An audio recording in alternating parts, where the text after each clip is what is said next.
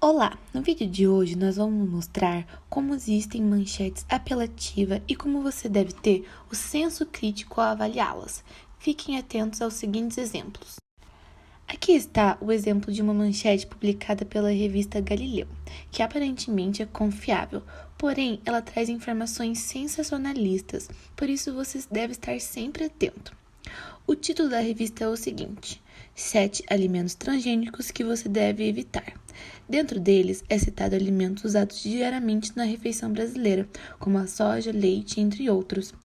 Bom, o primeiro alimento que vai ser explicado quanto a algumas frases que não ficaram muito certas, algumas afirmações, é o milho.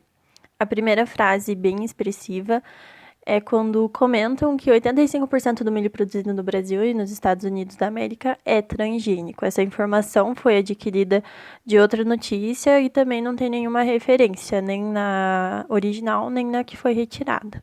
Então, nós fomos em busca de informações e encontramos que na safra de 2009 e 2010, a Associação Paulista de Produtores de Sementes e Mudas fez a previsão da quantidade de sementes de milho BT, que será plantada no país na safra de verão, com base na quantidade de sementes de milho BT vendidas. Nesse levantamento, foi estimado que a área plantada com sementes de milho BT representará cerca de 30% da área total de milho no Brasil. Além disso, quanto à área cultivada com milho safrinha, algumas pesquisas afirmam que 80% da área vai ser referente a milho geneticamente modificado, mas apenas para a safra secundária, né, safrinha. E outros números são quanto a cultivares, que representam 67,93% destes são transgênicos. Então, já quanto ao óleo de canola, a principal afirmação retirada dessa manchete foi que hoje em dia, cerca de 80% da ousa plantada nos Estados Unidos para o propósito de fornecer óleo de canola é transgênico para se tornar mais resistentes a pesticidas. Então, essa informação foi tirada de outra notícia que possui referências, mas essas referências não fazem em nenhum aspecto de causar uma anormalidade ao uso do transgênico. Eles até afirmam que esse óleo foi formulado para ter menos componentes tóxicos. Então, eles realmente utilizaram uma referência, mas de forma totalmente errada, comentando aspectos ruins, sendo que na referência eles não comentam nada disso. Bom, o primeiro erro dessa notícia foi afirmar e dar a entender que a maioria das margarinas são feitas de óleo de canola geneticamente modificado, sendo que na verdade a margarina pode ser feita também de óleo de girassol, milho, soja e linhaça, o que não foi especificado. Outro erro está relacionado ao fato de que não necessariamente esses óleos vegetais são produzidos por vegetais transgênicos. Existem empresas que fazem a produção com matérias-primas mais orgânicas para agradar um determinado público-alvo. Sob a presença de gordura trans na composição da margarina, cuja função é aumentar o sabor e o prazo de validade, sua principal fonte de origem na produção é a hidrogenação parcial dos óleos vegetais, o que consequentemente a longo prazo pode aumentar as chances de contrair doenças cardiovasculares. E graças a isso, a Anvisa desde 2003 tornou obrigatório a divulgação dos teores dessa gordura nos rótulos dos alimentos. Mas afirmar com total certeza que todas as margarinas são ricas em gordura trans pode ser um verdadeiro equívoco, pois hoje é possível você encontrar margarinas no mercado com quantidades bem menores ou até mesmo nulas de gordura trans. E agora, a afirmação mais absurda de todas, de que a molécula de gordura hidrogenada difere apenas em um átomo da molécula do plástico. A margarina ela é composta por ácidos graxos saturados e insaturados.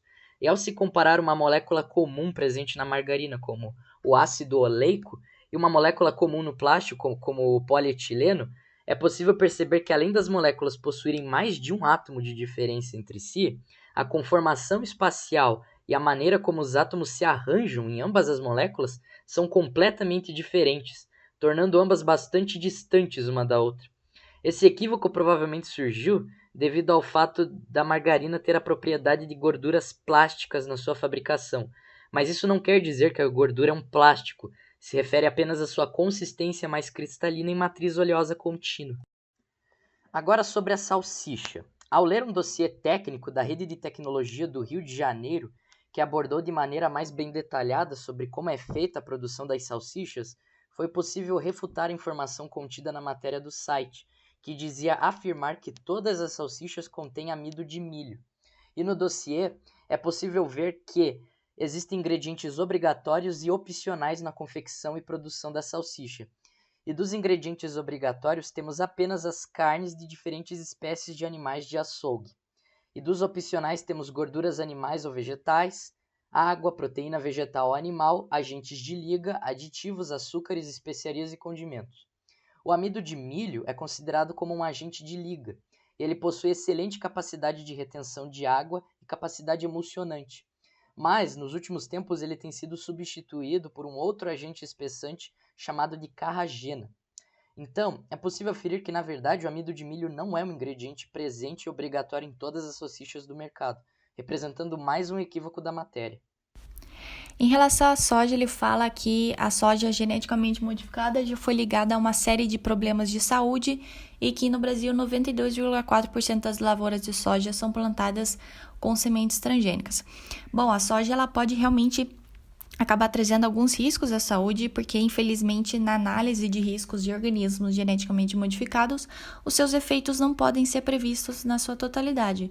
Então pode acontecer em uma pessoa ou outra, acontecer alguma toxicidade, alguma alergenicidade ou alguma alteração nutricional.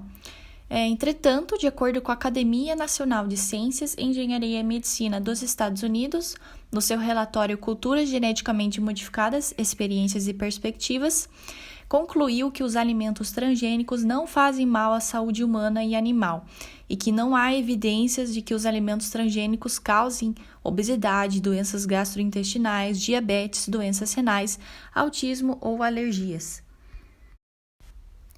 Sobre o leite, a matéria fala que o gado leiteiro ele é alimentado com farelo de soja proveniente de uma variedade geneticamente modificada do grão, né? Dando a entender que se você for tomar o leite, você vai ingerir esse DNA transgênico. Então, mesmo que o animal seja alimentado com uma ração de soja transgênica, a porcentagem de DNA recombinante no genoma da soja vai ser baixíssima, vai ser cerca de 0,00018%. Além disso, a digestão desse DNA transgênico vai ocorrer através de ação de nucleases presentes na boca, no pâncreas e nas secreções intestinais. E em ruminantes ainda ocorre uma degradação adicional por ação microbiana e processos físicos. Ou seja, dado as ações dessas enzimas e dessa ação microbiana, a ocorrência de qualquer efeito indesejável vai ser muito improvável. Além disso, a Autoridade Europeia de Segurança Alimentar emitiu declaração de que carne, ovos ou leite proveniente de animais alimentados com ração que contém organismos geneticamente modificados não possuem vestígios de transgenia, ou seja, não vai ser prejudicial nem para o animal e nem para o ser humano. A outra parte que a matéria fala é de que os fazendeiros injetam um hormônio de crescimento transgênico que aumenta a produção de leite, mas também o número de infecções das vacas e que essa infecção pode vazar para o leite que você toma. Bom, então esse hormônio, ele é o hormônio de crescimento bovino recombinante e o seu mecanismo de ação envolve uma série de mudanças no metabolismo, direcionando mais nutrientes para a síntese de leite, mas esse aumento na produção de leite é alcançado sem prejudicar a saúde do animal. E em um estudo publicado pelo FDA, foi demonstrado que esse hormônio não é ativo quando administrado de forma oral. Ele perde sua atividade durante o processo de pasteurização do leite e ele é classificado como espécie específico, não demonstrando atividade em humanos, o que assegura a segurança do consumo de leite de vacas tratadas com esse hormônio. Aqui na reportagem diz que o aspartame ele é um produto transgênico, porém essa informação ela é errada. O aspartame ele é produzido a partir de bactérias recombinantes, ou seja, organismos geneticamente modificados, e não o aspartame em si é um transgênico. pois para ser considerado transgênico, o organismo ele tem que possuir uma sequência de DNA ou parte do DNA de outro organismo. Além disso, o aspartame foi considerado um neurotóxico e eu utilizei uma pesquisa de referência, que é uma revisão bibliográfica da revista Nature, e eles comentaram sobre essa afirmação. Lá eles disseram que a pesquisa foi utilizada ratos e foi aplicada uma dose de 2.000 mg por quilo, que é uma dose altíssima, em uma lata de 355 ml de refrigerante diet. A dose desse açúcar artificial é de 2,5 mg por quilo e uma média diária que o ser humano consome é de 5 mg por quilo, que é muito menor comparado à pesquisa. Por isso esse estudo e essa afirmação não têm relevância para humanos.